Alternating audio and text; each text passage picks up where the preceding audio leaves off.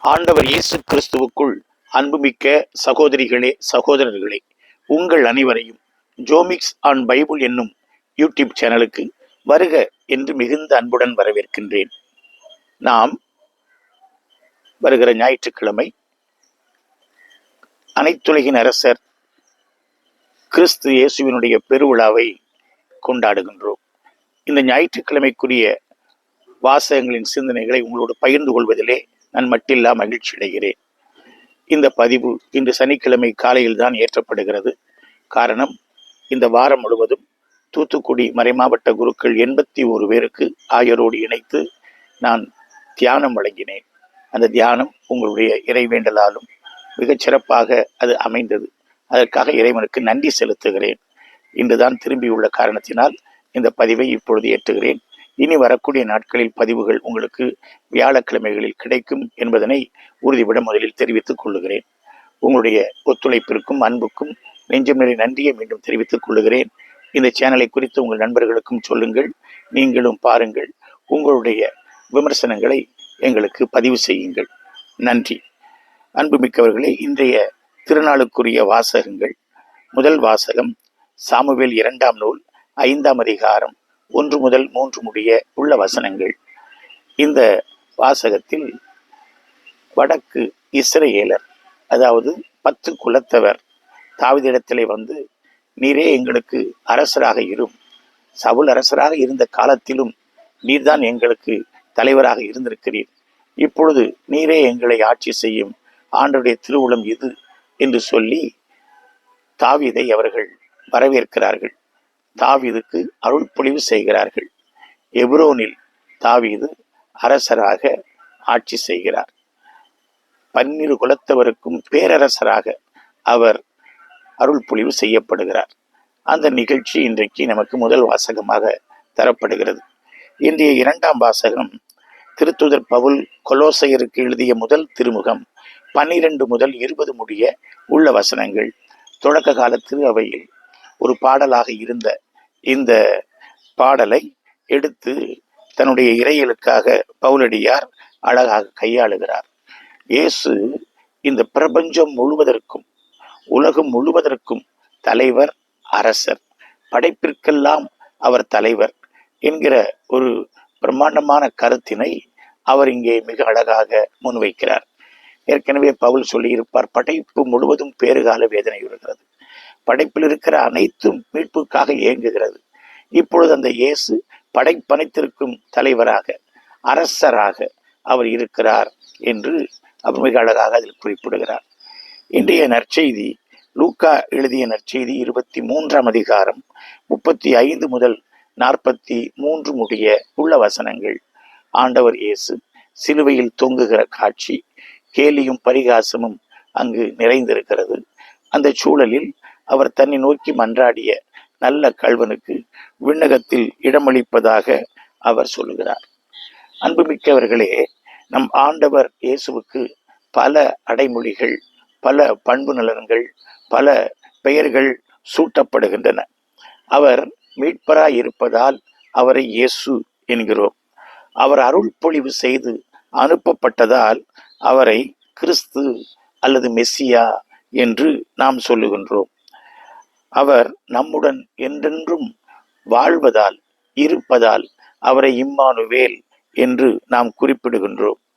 தாவீதின் வழியில் வந்த காரணத்தினால் அவர் தாவீதின் மகன் என்று சொல்லுகின்றோம். ஒரு நல்ல ஆயனைப் போல நம்மை தன்னுடைய மந்தையாய் ஏற்றுக்கொண்டு அன்பு பாராட்டி கரிசனையோடு அவர் வழி நடத்துவதால் அவரை நல்ல ஆயன் என்று நாம் சொல்லுகின்றோம். அவர் நம்முடைய பாவங்களை போக்கி நம்மை கடவுளோடு ஒப்புரவாக்கி நமக்கு விடுதலை தந்து நம்மை தந்தையோடு இணைத்திருக்கிற காரணத்தினால், கடவுளை அப்பா என்று அழைக்கின்ற உரிமை பேற்றினை வழங்கியிருக்கிற காரணத்தினால் அவரை இறைவனின் செம்மறி என்று நாம் குறிப்பிடுகின்றோம். இந்த வரிசையில் அவர் அகில உலகையும் ஆண்டு நடத்துவதால் அவர் அரசர், அனைத்துலகின் அரசர் என்று அவரை நாம் சொல்லுகின்றோம். ஆகவே இந்த வரிசையில் இயேசுவை அரசராக பார்க்கின்ற இந்த விழா ஒரு பொருளுள்ள விழாவாக அமைகிறது. உலகத்தில் அரசுகள் தோல்வி கண்டு கொண்டிருந்த ஒரு வேளையிலே இந்த விழாவை திருவையானது அறிமுகப்படுத்துகிறது.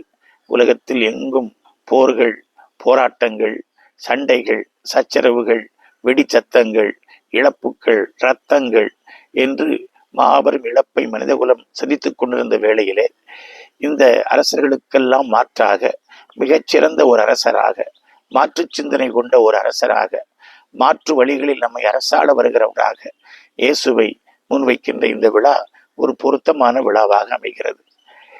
நாம் இன்றைக்கு திருவழிபாட்டு காலண்டரில் கடைசி வாரத்தில் இருக்கின்றோம். ஆக திருவழிபாட்டு இறையியல் அதற்கு மிகவும் பொருத்தமாக மகுடம் சூட்டியது போல் இயேசுனுடைய இந்த விழா மிக பொருத்தமாக அமைந்திருக்கிறது. அடுத்த வாரம் நமக்கு திருவருகை காலம் தொடங்குகிறது. புதிய திருவழிபாட்டு ஆண்டு தொடங்குகின்றது. ஆகவே இது முத்தாய்ப்பாக பொருத்தமுள்ள ஒரு விழாவாக அமைகிறது. நல்லது. இந்த விழாவுக்குரிய வாசகங்களின் செய்திகளை நாம் இப்பொழுது பார்த்து விடலாம். முதலாவதாக நாம் நற்செய்தியை பார்க்கின்றோம். நற்செய்தியிலே நம் ஆண்டவர் இயேசு சிலுவையில் தொங்கிக் கொண்டிருக்கிறார். சிலுவையில் தொங்குகிற இவரா நமக்கு அரசர் என்கிற ஒரு கேள்வி எழலாம். ஏனென்றால் அரசர் என்று நினைத்த உடனேயே நாம் நினைப்பது அவருடைய அரியணை, அவருடைய பிரம்மாண்ட மாளிகை, அவர் தலையில் சூட்டுகிற மணிமகுடம், அவருக்கு பின்னால் அணிவகுத்து நிற்கின்ற படைபலம், அவருடைய அதிகாரம், அவருடைய வல்லமை. அரசர் என்றால் இப்படிப்பட்ட ஒரு அடையாளம்தான் நம் முன்னால் வந்து செல்கிறது. ஆனால் நற்செய்தி இந்த அடையாளத்திற்கு மாற்றான ஒன்றை இன்றைக்கு பதிவு செய்கிறது. இயேசு சிலுவையில் தொங்கிக் கொண்டிருக்கிறார். சிலுவைதான் அவருடைய அரியணை. இயேசுனுடைய தலையிலே முள்முடி சூட்டப்பட்டிருக்கிறது. அதுதான் அவருடைய மணிமகுடம். இயேசுவிடத்திலே எந்த அதிகாரமும் வல்லமையும் இல்லை. அவர் அன்பினால் அங்கே உள்ளங்களை வெல்லுகிறவராக அவர் இருக்கிறார். ஆக அவரிடத்திலே படைகள் இல்லை, அவரிடத்திலே வேறு எந்த அதிகாரமும் இல்லை. அன்பு ஒன்றே அங்கு இருக்கிறது. இயேசு எல்கைகளை பிடித்து தன்னுடைய அரசாட்சியை விரிவுபடுத்த வந்த அரசர் அல்ல. அவர் நாடுகளுடன் சண்டையிட்டு அவர் தன்னுடைய வலிமையை காட்டிக்கொள்ள விரும்புகிற ஒரு தலைவர் அல்ல. மாறாக உள்ளங்களை அவர் வென்று உள்ளங்களில் வாழ அவர் விரும்புகிறார். அவர் இவ்வாறு ஒரு குறிப்பிட்ட இடத்தையோ நாட்டையோ அவர் விரிவுபடுத்தி ஆள விரும்பினால் அந்த ஆட்சி ஒரு குறிப்பிட்ட காலம்தான் இருந்திருக்கும். ஆனால் அவர் எல்லா காலத்திற்கும் எல்லாருடைய இதயங்களிலும் அவர் ஆளுகை செய்து வாழ விரும்புகிறார். ஆகவே அவருடைய ஆட்சி வேறு விதமானது. அவருடைய ஆட்சியின் விழுமியங்கள், சட்டதிட்டங்கள் அவை வேறு விதமானவை. அவை மனித குலத்தை வாழச் செய்பவை, அவை நமக்கு வாழ்வு தருபவை. அதைத்தான் நாம் இங்கே மிக நன்றாக புரிந்து கொள்ளுதல் வேண்டும். ஆம், இன்றைய நற்செய்தியிலே நாம் 3 குழுக்களை பார்க்கின்றோம். 3 வகையான மக்கள் அங்கே காட்சி தருகிறார்கள். ஒன்று தலைவர்கள். அவர்கள் மற்றவர்களை காப்பாற்றினாயே, உன்னையே நீ காப்பாற்றிக்கொள் என்று இயேசுவை பார்த்து அவர்கள் பரிகாசம் செய்கிறார்கள். அங்கிருக்கிற படை வீரர்களோ, நீர் அரசரானால் நீர் உன்னை காப்பாற்று என்று சொல்லுகிறார்கள்.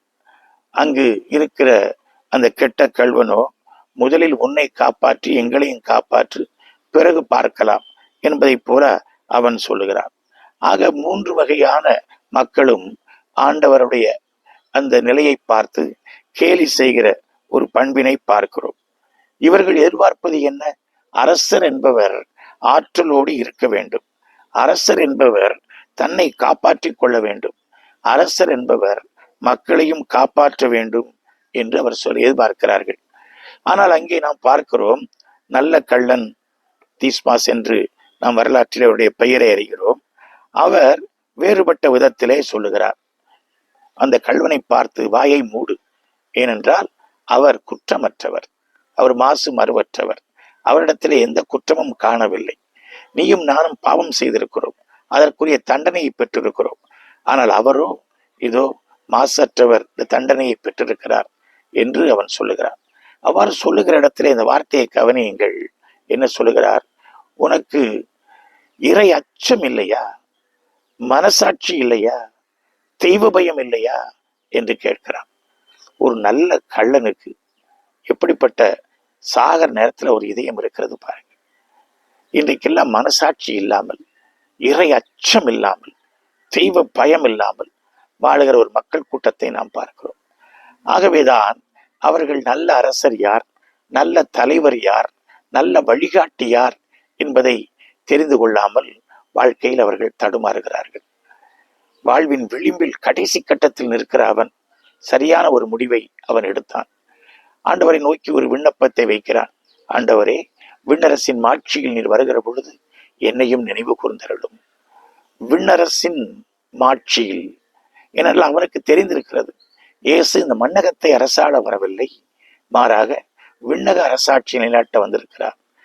அவர் தன்னை கையளித்து இப்பொழுது தியாகப்பலியாய் ஒப்பு கொடுத்து அவர் மாட்சிக்குள் நுழையப் போகிறார். அவ்வாறு அங்கே போகிற பொழுது அங்கே அடியனுக்கும் இடம் வேண்டும் என்பது போல ஒரு விண்ணப்பத்தினை வைக்கிறார். அவனுடைய கண்ணோட்டம் சரி, அவனுடைய பார்வை சரி, இயேசுவை புரிந்து கொண்ட அவனுடைய அந்த இதயம் சரி என்பதனை வலுச்சேர்க்கும் விதமாக ஆண்டவர் சொல்லுகிறார், இன்றே நீ என்னோடு வான்வீட்டில் இருப்பாய். அப்ப இயேசுனுடைய அரசு, வான்வீட்டில் இருக்கிற அரசு, அங்கே மன்னிப்புக்கு மகத்தான இடம் இருக்கிறது, மன்னிக்கப்பட்டவர்கள் தான் அங்கே இருக்கிறார்கள் என்கிற கருத்தினை நாம் இங்கே பார்க்கின்றோம். ஒரு அரசர் தான், உண்மையான அரசர் தான் தன்னுடைய ஆட்சியில் இருத்தலை கொடுக்க முடியும். இயேசு ஒரு அரசர், அவர் இறையாட்சியின் அரசர். ஆகவேதான் நீ வான்வீட்டில் என்னோடு இருப்பாய் என்கிற உறுதியினை அவர் கொடுக்கிறார். இந்த செயலிலே இயேசுவனுடைய இரக்கத்தையும், இயேசுவனுடைய பரிவையும், இயேசுவனுடைய கரிசனையையும், இயேசுவனுடைய அக்கறையையும் நாம் பார்க்கின்றோம். அதுவும் சாவின் விளிம்பில் நின்று கொண்டு, நீங்களும் நானும் அந்த இடத்துல தூங்கி கொண்டிருந்தா என்ன சொல்லியிருப்போம்? நானே பரிதாபமா சாவ போறேன், என்கிட்ட என்னப்பா உதவி கேட்டுட்டு இருக்கிற, நானே ரத்தத்தை கொட்டிட்டு கிடக்கிறேன் உட்கார்ந்துட்டு, போப்பா என்று நாம சொல்லி இருப்போம். ஆனால் அவர் இந்த செயலின் வாயிலாகவே அவர் அரசாட்சியை நிலைநிறுத்த விரும்புகிறார். தியாகத்தின் வாயிலாகவே அரசாட்சி நிலைநிறுத்த விரும்புகிறார். மன்னிப்பின் வாயிலாகவே அந்த அரசாட்சி உறுதிப்படுத்த அவர் விரும்புகிறார். அவர் தற்கையளிப்பு செய்கிறார். அவர் அன்பின் மிகுதியால் தன் நண்பர்களுக்காக, உலகத்திற்காக, மனுக்குலத்திற்காக தன்னையே அவர் கையளிக்கிறார். எவ்வளவு பெரிய ஒரு தலைவன் அவர், எவ்வளவு பெரிய ஒரு அரசன் அவர் என்பதனை நாம் இந்த இடத்திலே இந்த நல்ல கள்ளன் வாயிலாக கண்டுபிடிக்க வேண்டும். இயேசுவினுடைய அரசத்துவம் என்பது இந்த உலகத்தினுடைய அரசத்துவத்தை போல் அல்ல என்பது மிக தெளிவாக இதில் தெரிகிறது. அடுத்ததாக, இயேசு பணியின் வாயிலாக அவர் ஆட்சி செய்கிறார். எல்கைகளை பிடித்து, ஆட்களை பிடித்து, அடிமைப்படுத்தி, அதிகாரத்தை செலுத்தி அல்ல, அன்பின் வாயிலாக அவர் இதை செய்கிறார்.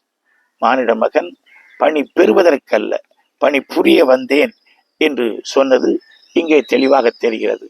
அவருடைய அதிகாரம் என்பது அன்புதான், அன்புதான், இரக்கம்தான், பரிவுதான், வேறொன்றுமல்ல. அவர் சிலுவையிலிருந்து ஆட்சி புரிகிறார். சிலுவைதான் அவருடைய அரியணை, சிலுவைதான் இங்கே அடையாளமாக வந்து நிற்கிறது. அது தியாகமான அன்பை நமக்கு சுட்டி காட்டுகிறது.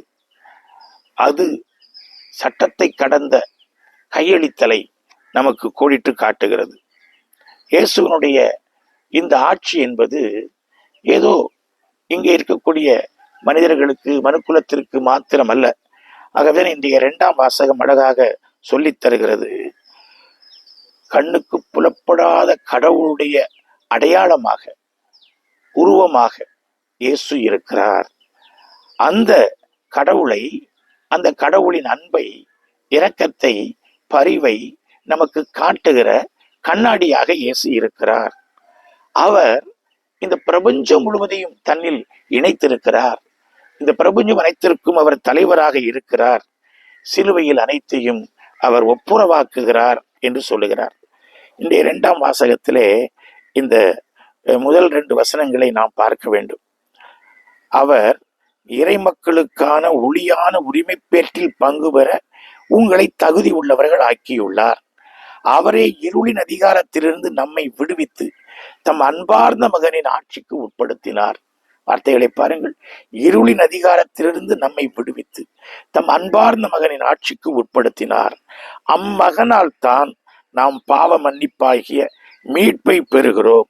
அதை நாம் பெறுகிறோம், படைப்பு முழுவதும் பெறுகிறது, பிரபஞ்சம் முழுவதும் பெறுகிறது.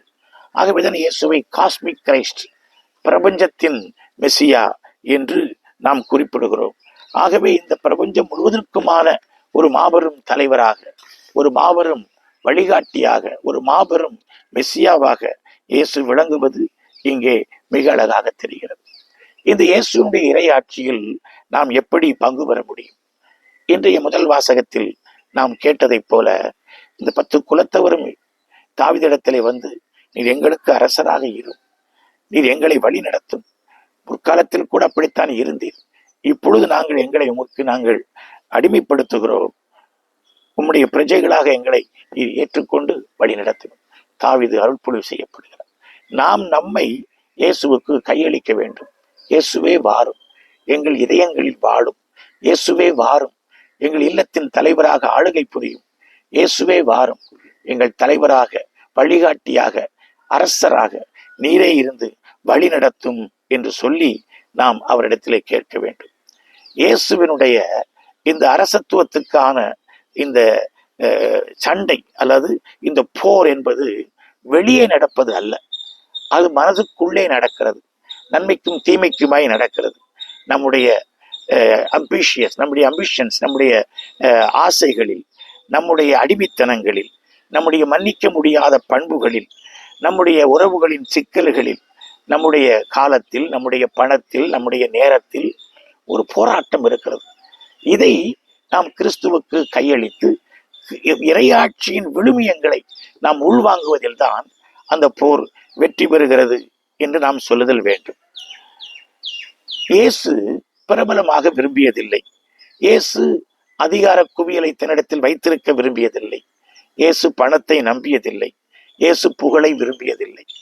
நாமும் இந்த இயேசுவை போல பிரபலமாகாமல் எளிமையாய், அதிகாரம் இல்லாமல் பணி செய்வதாய், பணத்திற்கும் கடவுளை நம்புவதாய், மேலும் எந்த புகழையும் விரும்பாமல் எல்லா புகழும் இறைவனுக்கே என்று திருப்பாடல் 115:1 சொல்லுகிறதே, அவ்வாறு ஆண்டவனுக்கே எல்லா புகழையும் செலுத்துகிறவர்களாய் நாம் வாழுதல் வேண்டும்.